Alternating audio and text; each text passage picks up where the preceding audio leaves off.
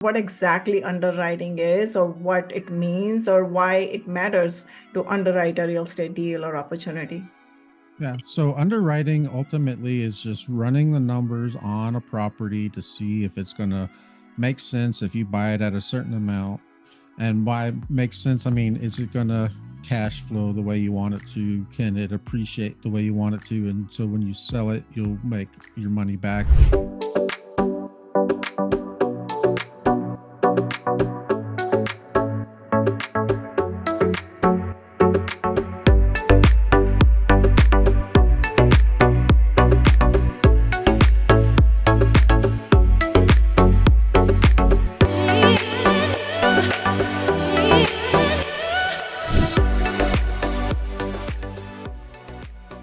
This is the Real Estate Vibe Show, and I'm your host, Vinki Loomba. Today, I have a very special guest, a very good old friend, Jason William, with me. Welcome to the Real Estate Vibe Show, Jason. Thank you, Vinky. I appreciate being here. Likewise, I'm so excited to hear about your journey. A little bit about Jason. Jason is the founder of the Ironclad Underwriting Mastery Program, co-founder of the Academy Presence, and managing partner at Lauren Capital LLC.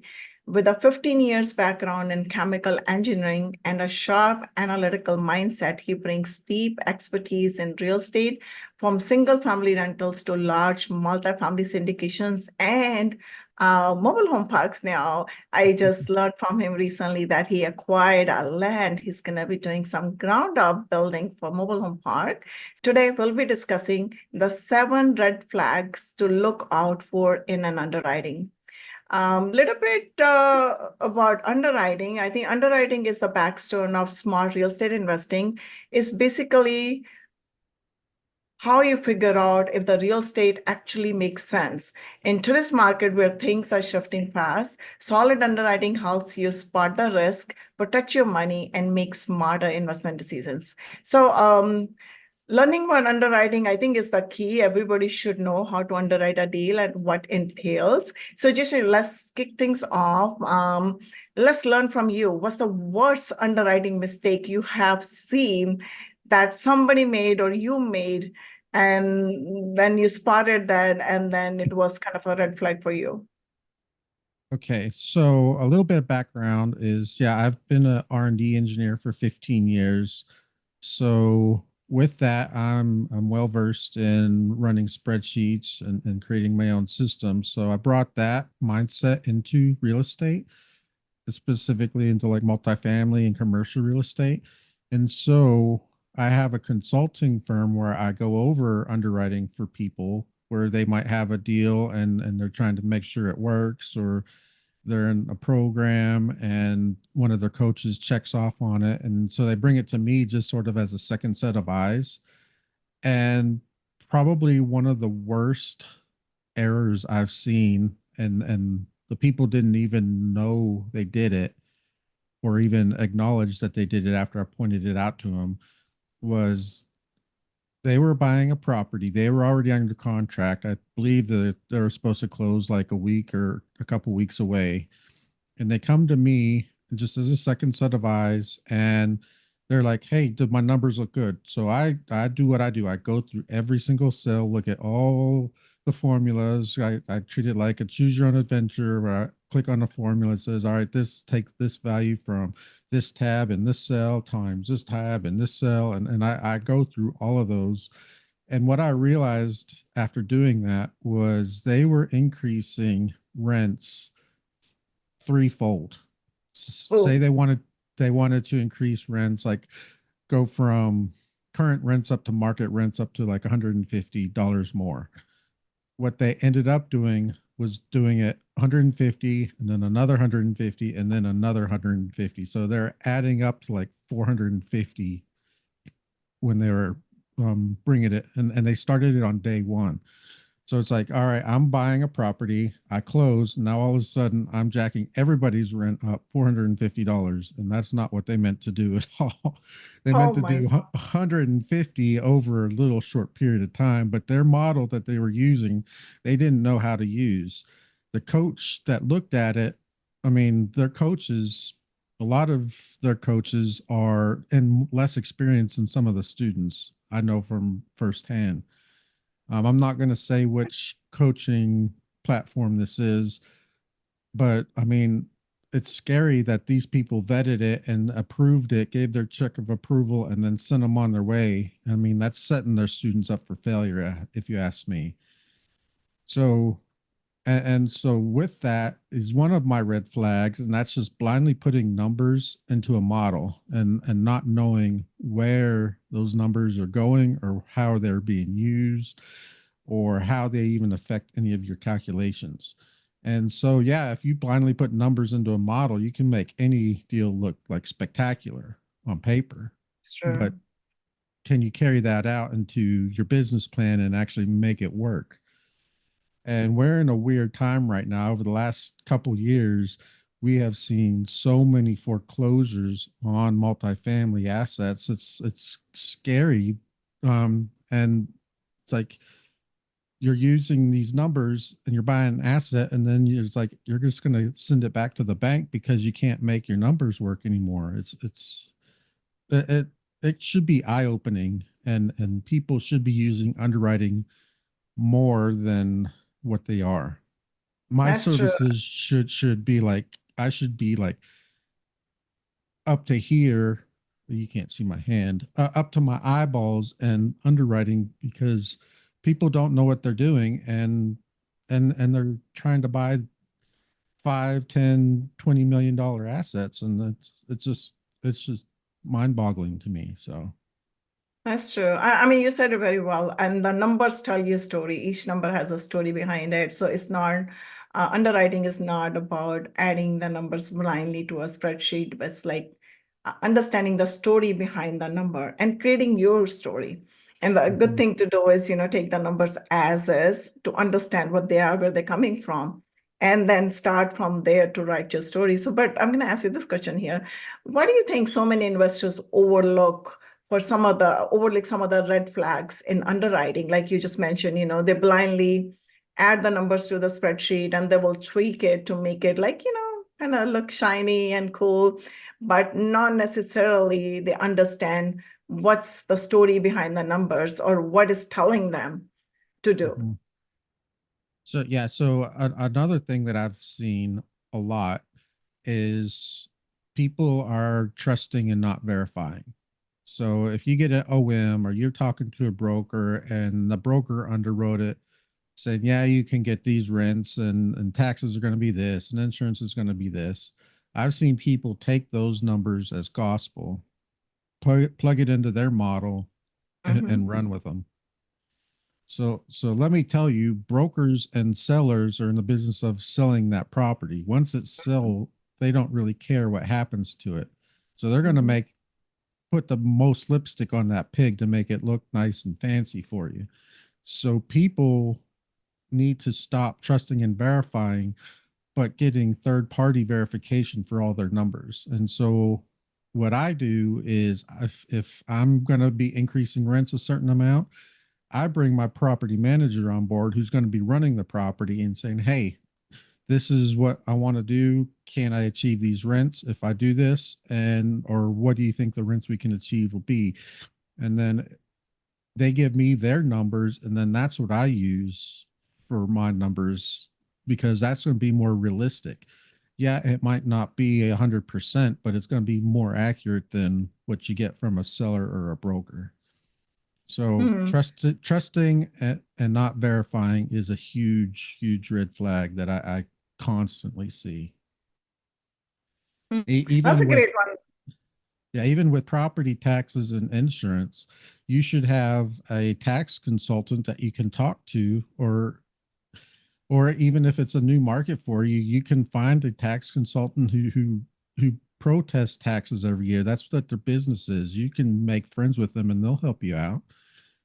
Same with insurance. Find an insurance broker who's going to insure you in that location, and he'll find the best deal for you. So, I mean, you can go get your own numbers without having to trust everything that the seller is giving you. So, That's true. I know we started our conversation with the red flags right away, and we jumped down to the insurance and the other aspects of it. But for our investors or people tuning into the podcast, some people might be new to the concept of underwriting.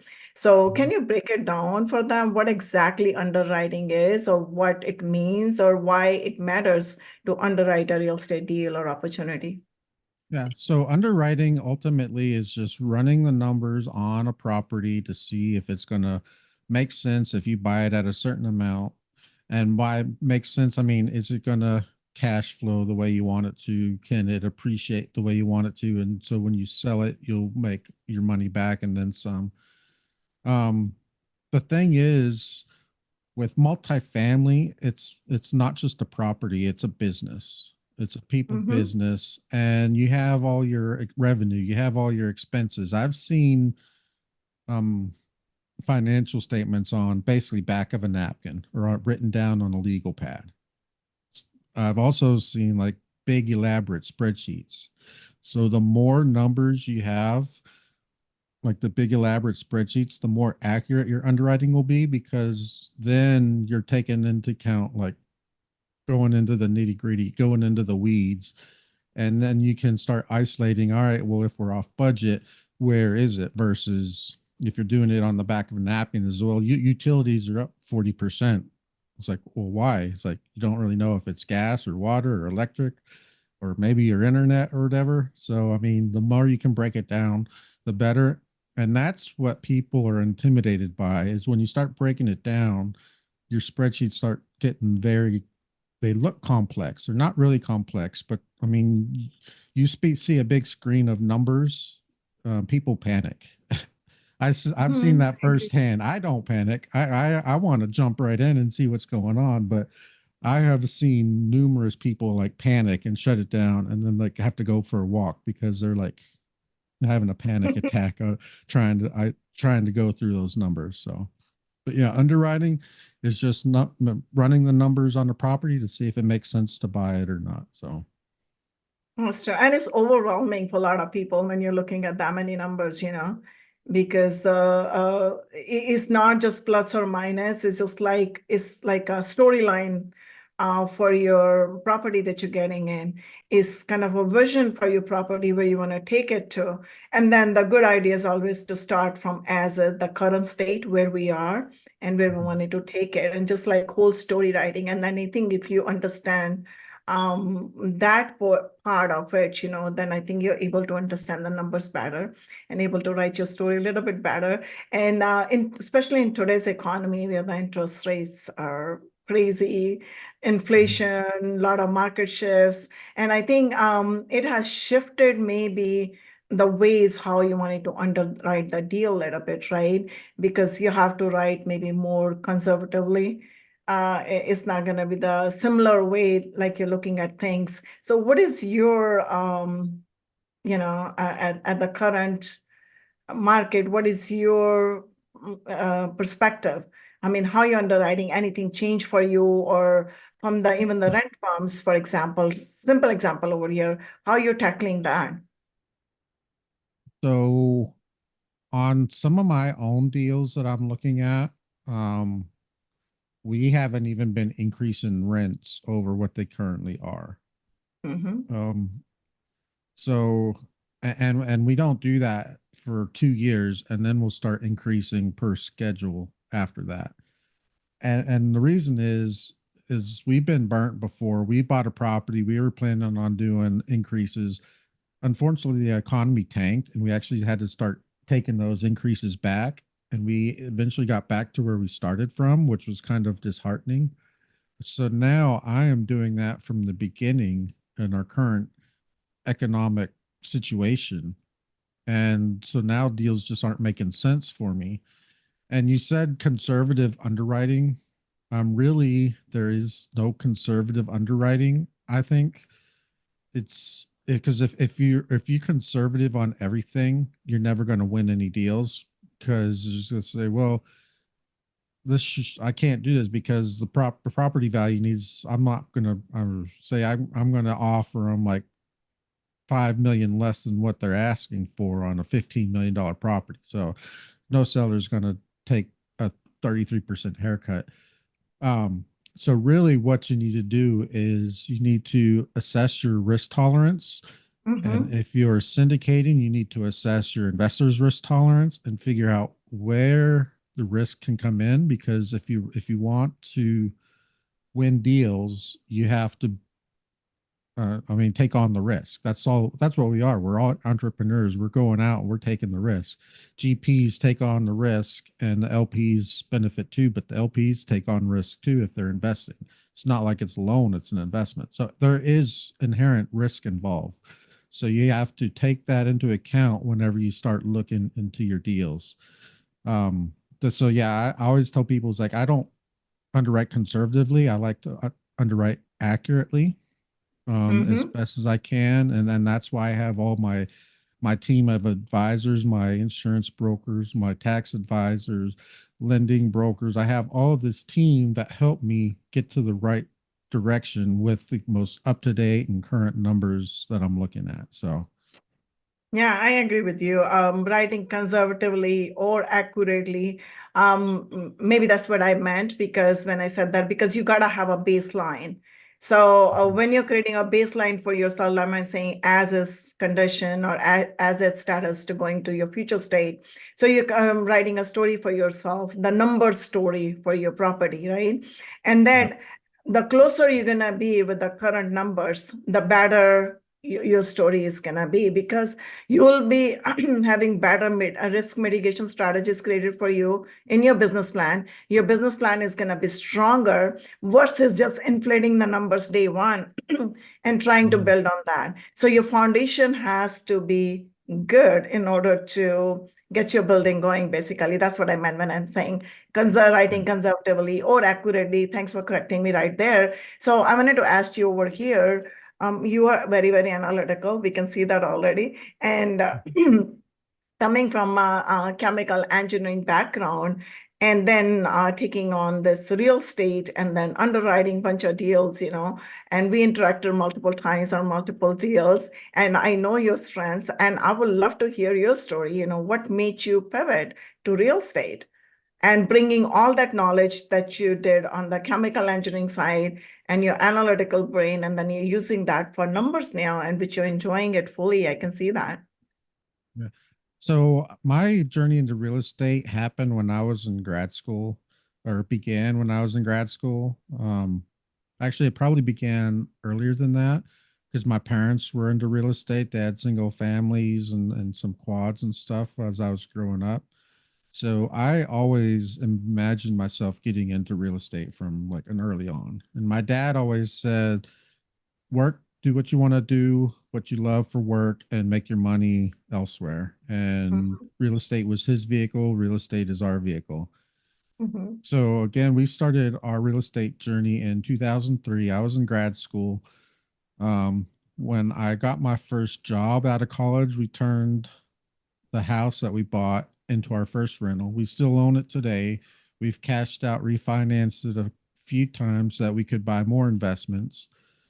Um, so we did that for quite a while, but with single family way was a really slow process where we can raise up enough money of our own money to put out on a down payment on a house and then build up equity and cash out refinance and do it multiple times. So it just was a long, slow process. So in 2017, I met Joe Fairless, who has currently $2.8 billion of assets under management. um, I started working with him. He opened my eyes to apartment syndication and using other people's money for investment. And so since I took that avenue, I haven't really looked back to the residential. Now, my wife, Angel, she wants to do residential because it's easy, but that's kind of boring now I know, versus a I agree. multifamily. So Mhm, we got into multifamily. We've been a limited investor since 2018, 2019. We bought our first apartment complex as GPs. We were the lead sponsors on it. We bought our first one in 2021. We bought our second one in 22. Um, and those have been going pretty well. We bought another complex as JVs in 23, and then we sold our shares of that.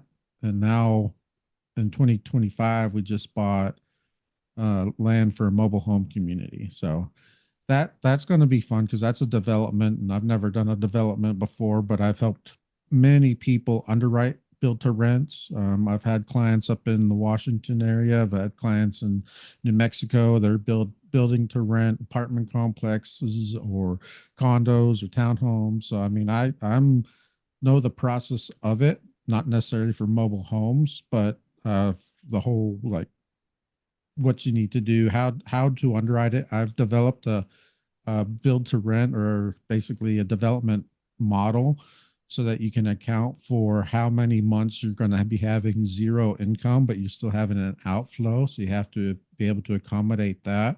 And then you have a lease up time from when things are built, then you have to lease them up from zero to whatever occupancy. So I've created that model on that to help the build to rent people. And now I'm actually using it on my own for the mobile home park. So it's pretty cool. And That's that's where awesome. I'm. And as and I didn't go from how I went from engineering to real estate, but as an engineer, I was an R&D engineer. I worked in a lab. I had to gather data on the equipment that we tested and made. We'd make prototypes, we test them, and then they eventually became like products. So I had to be able to take the data from the lab and correlate it so that our salesmen could sell the product accurately. And I had to do it so that my lab tech could do it very easily. And the salesmen, they were pretty engineer savvy, but not like in depth. So I had to create systems in Excel. So created a lot of macros in Excel that like you push a button and it runs through all the data for you, and Mhm. then you get out these results and you can send them on. So I dumbed it down from them. So I took that aspect of creating the macros and models in Excel for R&D and brought it into apartment syndication or commercial property rather. So now a lot of my stuff is automated. You click a button and it'll start running macros in the background, so you don't have to do a bunch of stuff manually. And so that's where I am now. People started hearing about my models, so I started helping them. They're like, "Well, can you show me how to use it?" So then I started a coaching program called the Ironclad Underwriting Mastery, which is my online course. And so that's how it got started. I wasn't even intending to do a course, but people kept coming up to me asking for help. So that's created out of necessity, I guess. So That's good. That's pretty awesome. So you brought your magic, the R&D magic into the real estate, which is awesome, you know. It is a magic for a lot of people when they do not understand the back end, what are the object-oriented coding that you did, you know, click of a button, boom, and they're getting the answers, which is like a magic. So now let's get into the meat. So if you can walk us through the 7 red flags that you figure out that investors walk away or kind of overlook when they're underwriting a deal. so I already talked about blindly putting numbers into a model and not knowing how to use them or where they go or what they do. That was one red flag I've seen. And I talked Mhm. about trusting and not verifying. So that's Mhm. another red flag. And that's taken everything from like the broker and the seller as gospels and running with it. You know, you have to do your own due diligence. But one big flag that I saw, especially right before everything went south a couple of years ago, where people were using temporary trends for the long game. And Mhm. what I mean by that is someone was giving me a deal in San Antonio, and they in San Antonio in what 21, 22 was seeing double digit rent growth. They up to like the 30% rent growth in certain areas. And so they wrote that into their model year over year. Well, a couple years ago, before all that, or after that, it like the economy tanked and interest rates increased, and San Antonio and places like Austin, Phoenix, these places are actually having negative rent growth now because they can't keep their units occupied. So when you're underwriting for 30% year over year and you're actually now like -5%, your numbers are definitely not going to work. So definitely do not use temporary trends for the long game. Mhm. And for that, you need to, you said already, do your due diligence because you need to look at that particular market or section of the market or the sub-market, sub-region to figure out what exactly happening in that area where you're trying to get the value add or even just getting any kind of asset class. I think it's applicable to any asset class universally, I will say, because due diligence is the key to even when you start looking at the underwriting the deal, because before even getting into the number, you need to understand where it's coming from. That's what you meant, right? Okay, Yeah, and like I mean, you can really get into go ahead. you can really get into the weeds too of your say market analysis. You can go into like your path of progress to make sure that where you're developing the city's moving in that direction geographically. Because if you're in say in Austin and you build a new or buy a property, and then all of a sudden Austin is expanding on the opposite side of town, it's like you might be facing occupancy issues or whatever, or you're not going to be able to get the rents you thought you would just because Mhm. the path of progress when there. So you can really get into the weeds of all that. Now, I don't teach too much of market analysis. I do a little bit, but market analysis, I think, is its own course if it wanted it to be. Mhm. So, but going on with the red flags, another Mhm. one, and I sort of alluded to it, but I didn't actually call it out, and that's arbitrarily following a guru. And so, if you're in these mentorship programs, or you pay for coaching, and your coach checks off saying, "Yeah, this looks good," and you move forward, it's like some of those coaches, like I mentioned before, are less experienced than the students. I mean, that they're W-2 person doing that for a paycheck. Um, Other times, if that guru is not actually doing that business itself, and their business now is coaching and not real estate, you have another problem. So, like I said, I mentioned Joe Fairless before. He's my mentor, but Joe Fairless also is buying and trading multifamily assets. He owns, like I said, 2.8 billion with a B of assets under management.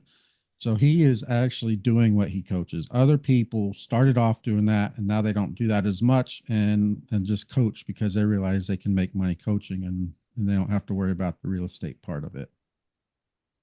Okay. Um, Now, getting into the weeds of underwriting, one red flag that I see is considering only annual cash flow instead of Mhm. monthly cash flow.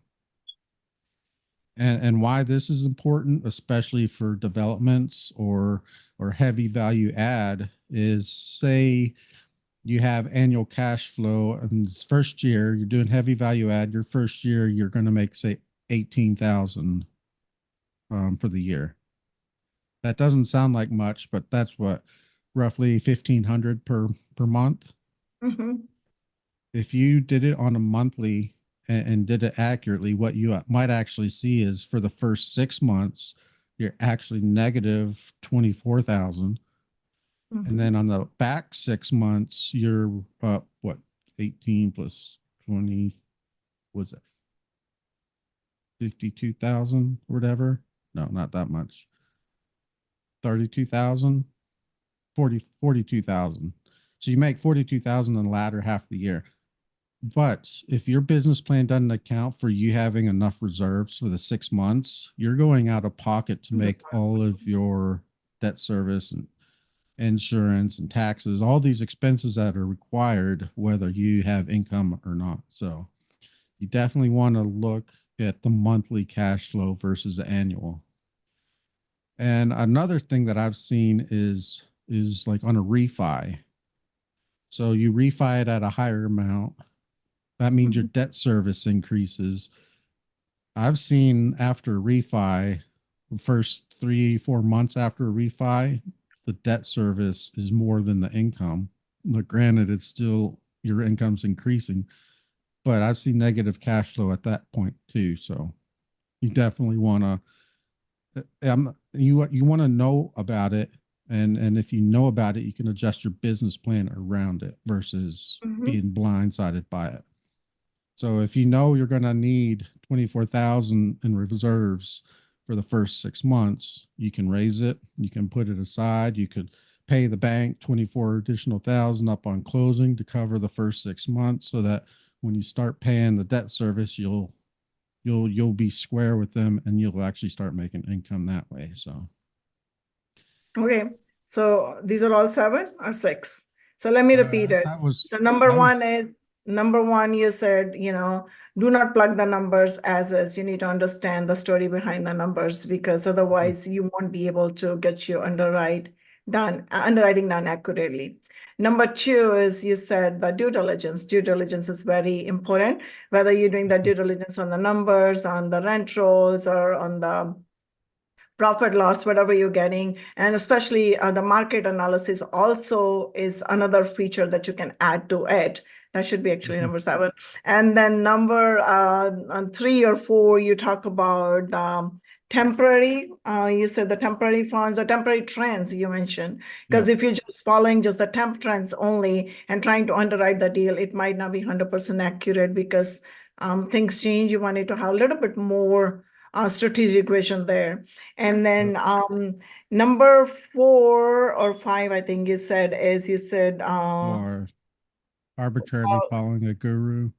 yeah, following a guru. You said following a guru is very important. And then finding the right guru or the mentor is very important. I agree with you 100% on that because you cannot just go blindly join any clan. What if the energy level doesn't match? What if, whatever, for whatever reason, you don't even understand what they're doing or they don't understand their vision. Your visions are not aligned. That's going to be total disaster because you're not going to get anything out of it. So it's very important, like you mentioned, joining the right clan guru or mentor is very important because some people might be part-time. Yeah, they're just doing it just leisurely, it's not their full-time thing. Versus you gave us a Joe Fairless example because he's 100% dedicated to it and learning from somebody like Joe Fairless who has created his portfolio up to $208 billion with B is going to be like great learnings there. Yep. And the next one that you mentioned is the paying attention to the annual cash flow only. I think that's the a key thing right there that you mentioned, because if you're not paying attention to monthly, you might have to put money out of your own pocket because what if you didn't have any income, anything for the first 6 months, right? So, Mhm. or you have enough reserves. So if you are accounted all that into your underwriting, you'll have enough reserves and the deal is going to survive or do much better. And then also the refi feature. A lot of people, they do not like to underwrite. A lot of people, they do underwrite the refi and they say, okay, when we do the refi, you're going to get these kind of returns. Those are all the inflated numbers right there. So Yeah. you wanted to kind of understand, what exactly going to happen with the refi 24 months down the road or 36 months down the road. Is it like really applicable to my deal? Number one. Number two is if I do that, what is going to look like, because you cannot really predict, like for example, the interest rate or the inflation, how the market is going to be 3 years down the road. It's all speculation. Yeah. So you have to be very, very careful if you're bringing that into your underwriting, that you're not inflating your numbers or you're just putting yourself up for a failure, right? Is there any Mhm. other red flag? I hope I captured everything, whatever you shared. Yeah. So another one getting into the weeds is not stress testing. Oh, yes, that's And a good one. so how do you so when are you accounting for a refi and your underwriting? So like you mentioned. All right. Now you can stress test at different interest rates at that refi point. Mhm. To say it's like 5 years ago, we were sitting in the 2 and 3% interest. So people were considering 3% interest for a refi. I'd like to see a 3% interest again. I'm Mhm. I'm lucky if I get below a 6% right now. Mhm. Maybe I can get a 4.5 if I do a HUD loan. Mhm. But So are you running your numbers at say a 7? Are you running them at a 5? Are you running at anything in between? So maybe you should run a stress test like best case scenario, we do a HUD loan, we get 3.5%. And worst case scenario, we have a bridge loan at 15% and we're going to have to dump it as soon as we can. So you can run all these different scenarios and you can see the kind of returns you'll get. And then that'll give you a range of what you can expect. Now you want to use your best guess moving forward, but at least you'll know what happens if you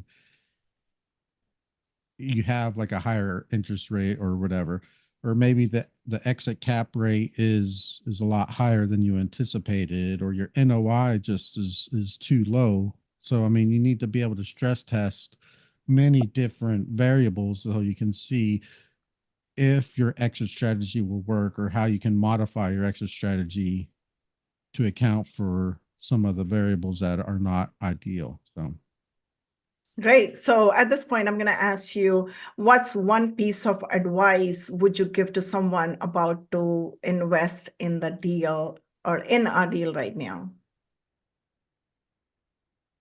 one piece of advice is I always, and I do this personally, get a second set of eyes for your underwriting. Even though I coach underwriting and I consult for other people, I always hand my underwriting off to somebody else just to double check it. I hand it off to one of my business partners, and he'll nitpick every decision I made on that, and we'll go through them together.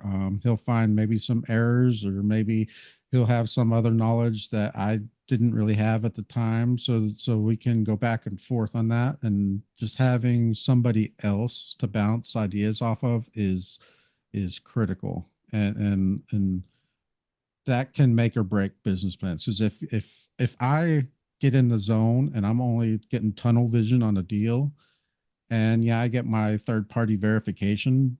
But if I have tunnel vision, I'm not seeing all the outside stuff that's happening. And so I give it over to him, and then he gets a fresh set of eyes on it. And he's looking to tear it apart. Just like I look to tear apart other people's things. And sometimes there's nothing to tear apart.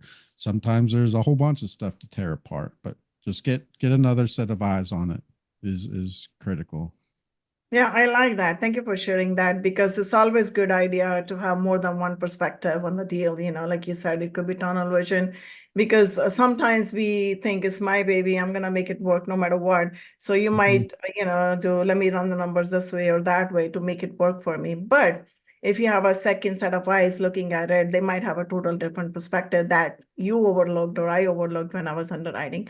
Thanks for doing that. And this brings us to our wide rapid fire round. I'm going to ask you 5 questions. You're going to answer Okay. it in one word or one sentence only. Are you ready? I hope I can do it. I tend to ramble in these, so but I'll try. Okay. The first one is, what is one of the most important thing that you've learned in your life, and how did your life change after learning it? um, who not how. And I've sort of always practiced this, but the Mm-hmm. book came out from Dan Sullivan and Ben Hardy. It's Mm-hmm. like sit in your superpower and hire out your weaknesses, or partner with people who can do what you don't like doing or don't want to do. And so then that makes you stronger, that makes them stronger, and then together you're a powerhouse. Right. So you already gave me the book. That was my next question. What is the best book you would like to recommend to my audience? So Who Not How by Dan Sullivan. Do you have any other book beside that? Um, yeah, I also like the 10X is easier than 2X book. It's by the same authors. Mm-hmm. But like I practice the who not how more than the 10X is easier than 2X. So Okay. So in one word, what does life mean to you?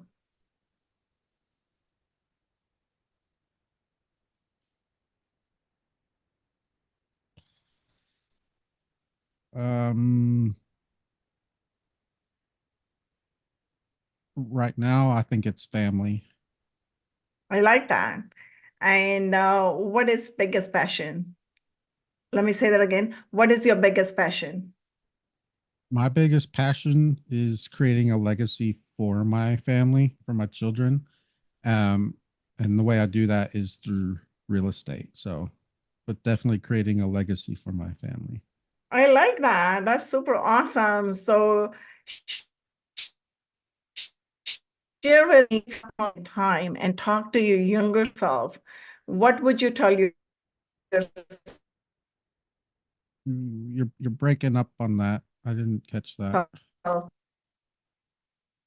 Yep. Did I lose you?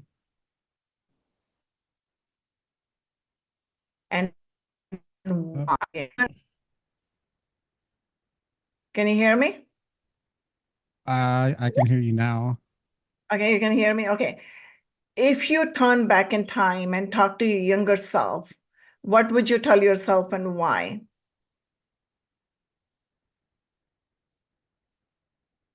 I think I would tell myself it's going to work out. Um, Maybe get into real estate sooner than I did. I mean, I got in pretty young, a lot younger than most people, Mm-hmm. but I also know of people who got into it younger than me. But Mm-hmm. there's been many times that we've struggled. Angel and I have struggled. We've had all of our houses empty at the same time, and so we had to come up with like 4 or 5 mortgages. And so when we were doing that, and that was out of our own pocket, like we had to go to the church for Christmas, for Thanksgiving, for food every week. And that, I mean, that was temporary, but I mean, it's worth it, and it's part of our journey, and I wouldn't trade it for the world. Just I'll survive. Yes, you said it very well. It will all work out. And that's what we shouldn't stress over it. And that's what we learn, I think, as we get older. Anyways, so how can people reach out to you, Jason?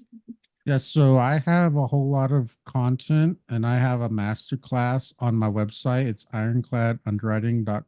ironcladunderwriting.com/masterclass, where I deep dive into all the 7 red flags. I mean, we briefly spoke about them here, but I deep dive into it further. And then I also have a lot of resources there on my website and at our community.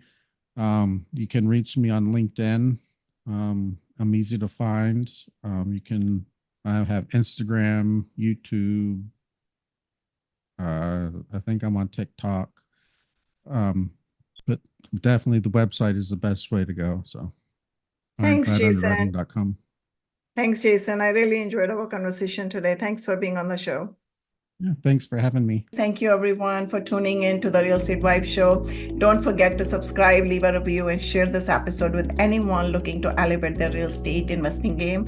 Until next time, stay focused, stay inspired, and keep building your real estate vibe. Thanks again.